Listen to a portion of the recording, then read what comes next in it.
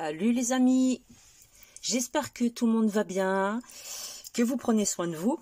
Et alors moi, j'ai décidé de prendre bien soin de vous pour le grand froid qui arrive en vous présentant ce, je sais même pas comment on pourrait l'appeler, un snood bonnet parce que il est 2 en 1. Il couvre aussi bien la tête que le cou. Donc un passe-montagne, moi j'appelais un passe-montagne quand j'étais petite, hein. Ce genre d'objet, on appelait ça des passe-montagnes. Je sais pas si vous vous souvenez, on avait de la moumoute là, de la fourrure. Alors pour les enfants c'est hyper pratique, hein. Très facile à enlever et à mettre, par-dessus le pull, par-dessus le col roulé. J'ai fait bien large exprès, qu'on puisse vraiment mettre par-dessus les vêtements. Que vous dire de plus? Je ne l'ai pas pesé, je vais le peser devant vous, je vous montre comment il a été fait. Alors j'ai utilisé le même point, exactement le même point, je ne sais pas si vous voyez les reliefs, le même point que pour le bonnet que je vous ai présenté il y a à peu près 3 à 4 semaines, je ne sais plus. C'est exactement le même point, donc c'est un multiple de 3. Je vais le peser. Comme ça, vous aurez une idée, en sachant que là, c'est une taille adulte, hein, forcément, c'est pas une taille enfant. Donc, pour enfant, vous aurez besoin de beaucoup moins de matière. Donc, je l'enlève de la tête. Je prends la balance, je l'allume, je vais bien le plier. On est à 199 grammes. Attendez, je sais pas si vous voyez, là, un coup, ça me met 98, entre 98 et 100 grammes, allez, on va dire, pour une taille adulte et pour la taille que moi j'ai faite. D'accord? Donc, peut-être que vous, ça sera moins large au niveau du col, au niveau du... Ici, là, je vous explique. Je vais pousser ça. Hop. Donc, vous, peut-être, ça sera moins large ici. Vous allez peut-être faire moins de mailles. Moi, j'ai voulu que ça passe vraiment par-dessus... comment vous dire, par-dessus les vêtements. Quand on met un gros col roulé, on part à la montagne, on met un gros col roulé, vous mettez ça par-dessus, ça passe à l'aise. Donc, multiple de 3. Pour ma part, j'ai fait 81 mailles. Donc, je vous ai noté les multiples. Je vais descendre un petit peu la caméra. Multiple de 3. Moi, je suis partie sur... Je vais prendre un crayon de papier. Je suis partie sur ce chiffre-là. J'ai fait 81 mailles chaînettes.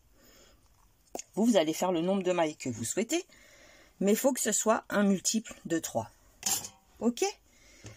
Donc, j'ai préparé mon petit échantillon. Comment j'ai travaillé? J'ai travaillé en rond. J'ai fait comme si j'allais faire mon snood. Je vais vous montrer tout ça. Et après, je suis montée en aller-retour.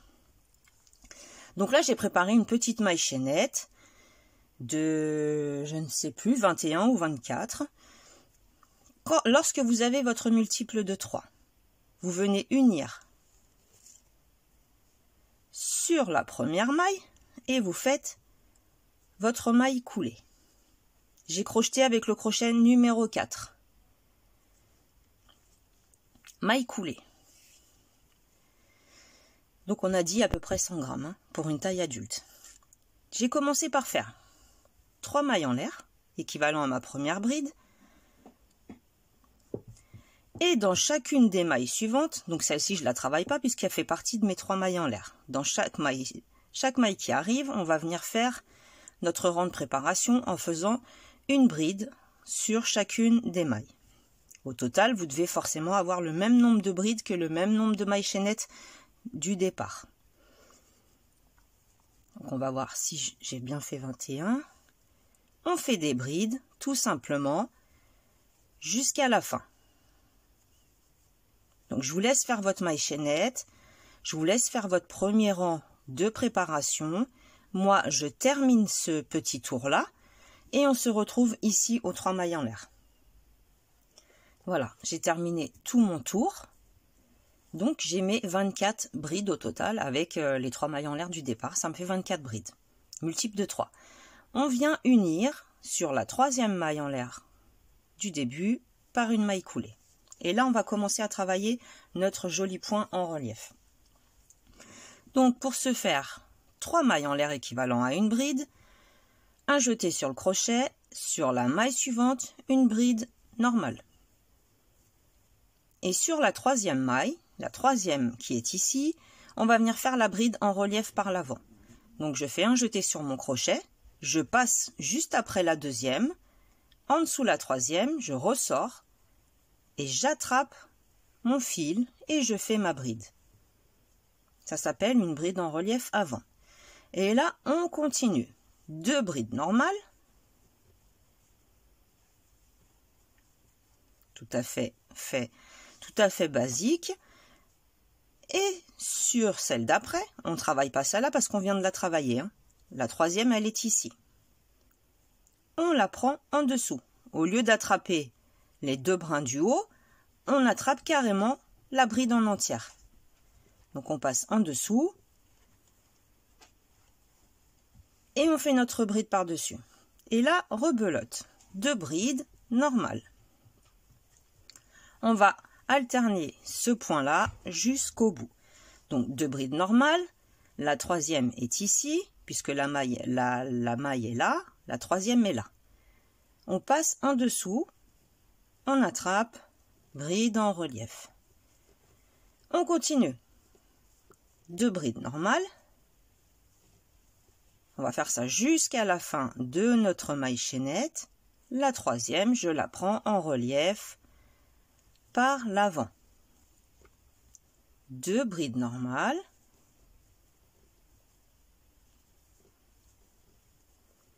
La troisième, celle-ci, sauf qu'on descend, on la prend ici.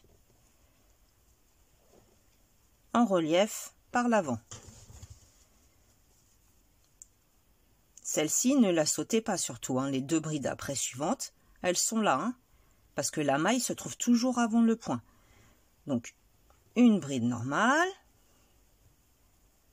deuxième bride normale, et la troisième, on passe en dessous, on l'enveloppe, vraiment pour faire la bride en relief.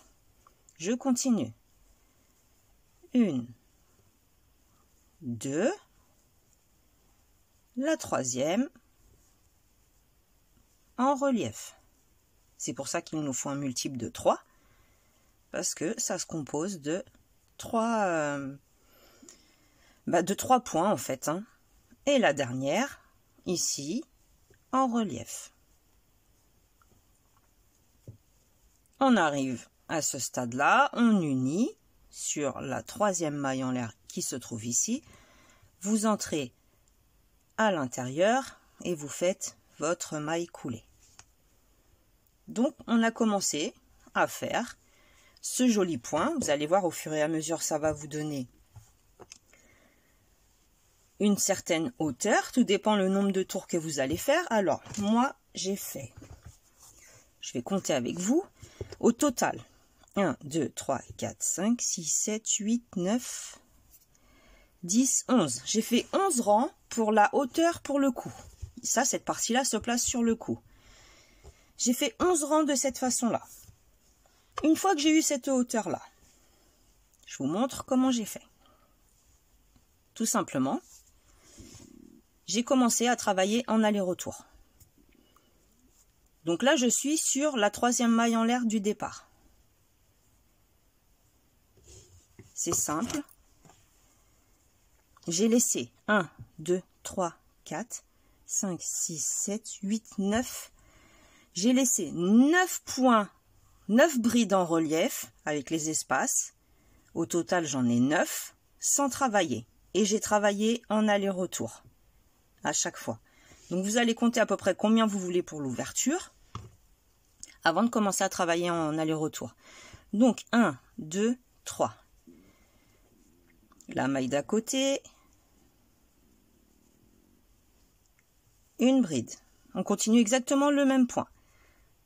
Sur les brides en relief, une bride en relief. Vous allez reproduire exactement ce que vous voyez. Lorsque vous voyez des brides normales, vous faites des brides normales. Lorsque vous voyez une bride en relief, vous refaites par-dessus une bride en relief. Ainsi de suite.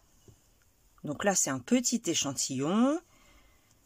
je vais voir à peu près pour vous montrer, parce que la façon de travailler après elle va être importante, pas que vous vous trompiez. Donc 2 brides, une bride en relief. Là nous sommes à peu près ici, ça fait encore trop large, donc je regarde au fur et à mesure. 2 brides,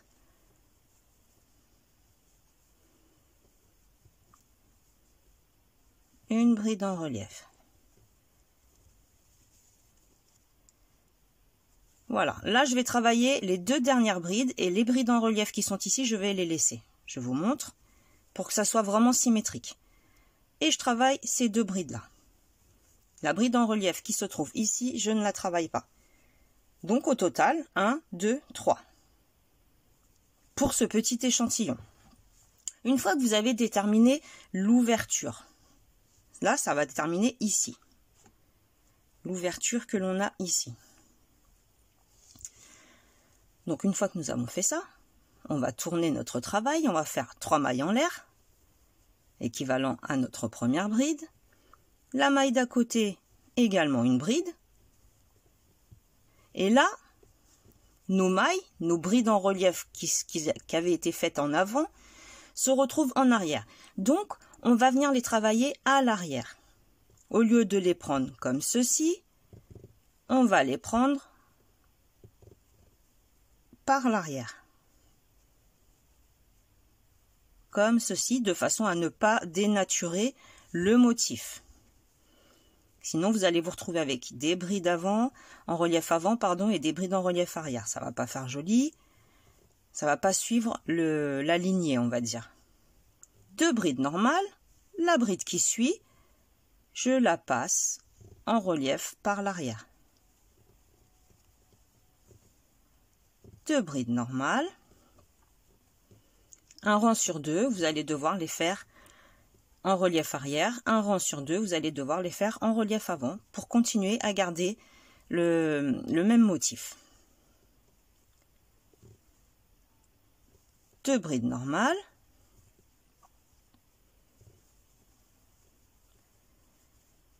Je me retrouve à faire, en fait, bride en relief par l'arrière, je passe à l'arrière du travail et non plus devant. Mon crochet est à l'arrière. Et j'enveloppe ma bride, mais sur la face arrière.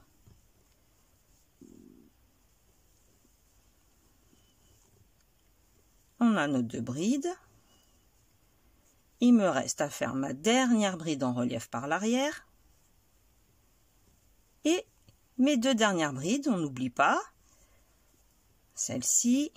Et sur la 2e maille en l'air, parce que si vous allez sur la 3e, ça va vous faire, ça va être tout biscornu. Moi, je vais sur la 2e et je fais la bride. Comme ceci. Vous voyez, ça nous continue vraiment le motif. Maintenant qu'on se retrouve face à l'ouvrage, là on était au dos, maintenant nous sommes face, on recommence. 3 mailles en l'air. La maille suivante, une bride, équivalent à nos 2 brides tout à fait normales. Et nous revoici avec les brides en relief par l'avant que l'on enveloppe par l'avant. On ne passe plus par l'arrière puisqu'elle se présente à nous en avant. 2 brides normales. La bride en relief se trouve ici. On la travaille comme elle est. On fait exactement la même chose. Donc un rang sur 2, on va les travailler en relief avant. Et un rang sur 2, on va les travailler en relief arrière. Comme je vous ai expliqué, pour ne pas dénaturer le motif. Ça continue à faire les lignes. Vous voyez? Ça continue à nous faire les lignes. Le motif en relief. Donc, je termine ce petit tour. Une, 2, bride en relief par l'avant. 1, 2, bride en relief par l'avant. Les 2 dernières, 1, 2, je rentre dans la 2e, bride normale. Nous en sommes à ce stade-là. Je refais non, je ne vais pas refaire un tour, je vais vous montrer comment j'ai fait pour faire les diminutions, parce que forcément j'ai dû diminuer, arriver à un moment pour que ça se resserre sur la tête. Alors, une fois que vous avez la hauteur nécessaire, c'est simple, vous allez l'enfiler au fur et à mesure et vous allez voir s'il arrive à votre tête. S'il arrive au sommet de votre tête, enfin, vous allez commencer à faire les diminutions bien avant qu'il arrive au sommet de votre tête, sinon ça sera trop tard. Il va falloir que vous défassiez et que vous refassiez. Donc, vous le posez sur votre... Vous l'enfilez, vous regardez à peu près à quel niveau il se trouve, vous jugez à peu près combien de rangs vous allez encore avoir besoin, et en fonction de ça, vous commencez les diminutions. Alors, on commence par faire. Je vous avais expliqué pour le bonnet, c'est exactement pareil. Là, on va faire nos 3 mailles en l'air, de toute façon, ça ne change pas. Et la bride, on n'a pas le choix. On fait la bride, elle se présente en relief arrière, on la fait en relief arrière. Maintenant, ici on viendra s'accrocher sur la première, ne vous inquiétez pas. On va travailler les 2 brides suivantes ensemble. Première, deuxième. On ferme, ça nous fait plus qu'une seule bride. Et la bride qui suit en relief par l'arrière tout à fait normalement. Ça ne change pas. Première bride, je l'attrape, je passe les 2 premières boucles, je laisse les boucles sur le crochet. Deuxième bride, je l'attrape, je passe les 2 premières boucles, je laisse toutes mes boucles sur le crochet et je ferme les boucles ensemble. Ça me fait plus qu'une seule maille, donc une seule bride. Là, ma bride en relief par l'arrière. Première bride, je l'attrape, je la laisse en attente. Deuxième bride, je l'attrape, je la laisse en attente. Je ferme le tout et je travaille ma bride en relief tout à fait normalement. Première bride, je l'attrape, je la laisse en attente. Deuxième bride, je l'attrape, je la laisse en attente. Je ferme le tout. Ma bride en relief que je travaille normalement. Là, première bride, je l'attrape. Et je la laisse en attente et je fais la deuxième bride dans la deuxième maille en l'air. Je ferme le tout ensemble, comme ceci. Donc ça nous diminue le nombre de mailles. Vous allez voir au tour suivant. On recommence. Là, on rentre dans la première, équivalent à notre première bride. La bride se trouve en relief par l'avant, on la travaille en relief par l'avant. Deuxième bride. Normalement, il y en avait 2, on se retrouve qu'avec plus qu'une seule. On la travaille normalement et celle qui est en relief, on la travaille en relief. La bride, travaillée normalement. Celle qui est en relief, on la travaille en relief. Ainsi de suite, jusqu'au bout. Au lieu d'avoir 2 brides, une bride en relief, on n'a plus qu'une seule bride. Et notre bride en relief. Comme ceci. Et là, on va venir travailler uniquement, on va rentrer dans la deuxième. La bride qui est ici, on la saute. On rentre uniquement dans la deuxième. Et on fait une bride. Tout simplement. Vous allez faire de cette façon-là des diminutions, ça va diminuer. Le tour d'après, j'ai uniquement, je me suis positionnée, là elle est en relief par l'arrière, donc je suis rentrée par l'arrière, je rentre par l'arrière et je fais 3 mailles en l'air pour que le motif continue.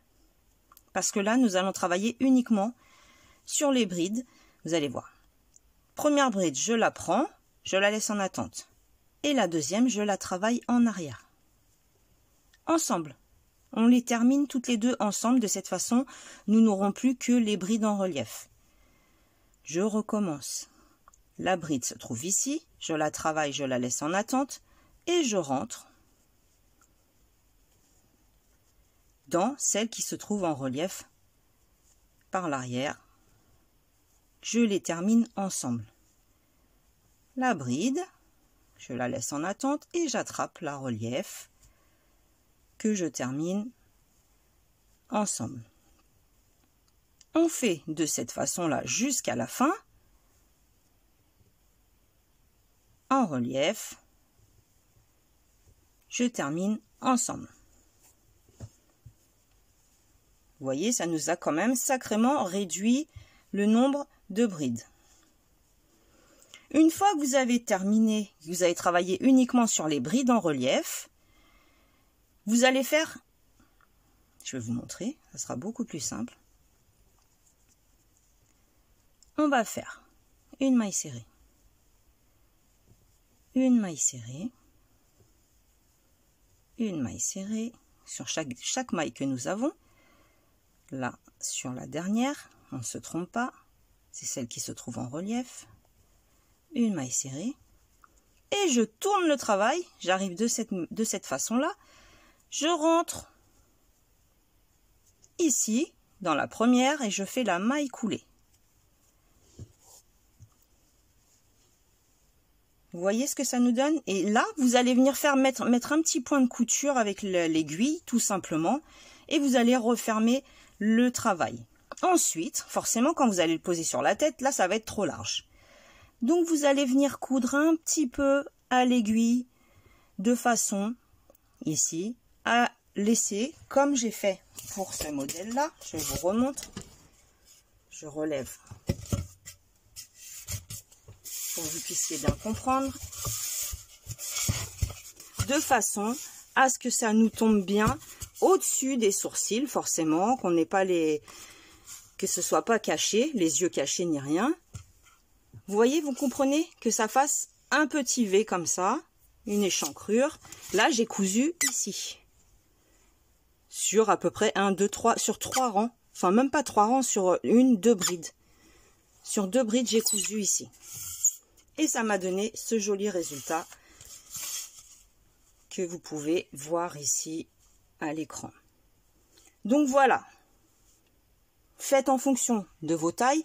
Ne me demandez pas quelle taille, quelle maille chaînette faire pour un enfant de 10, 12 ans, 14, je ne sais pas du tout.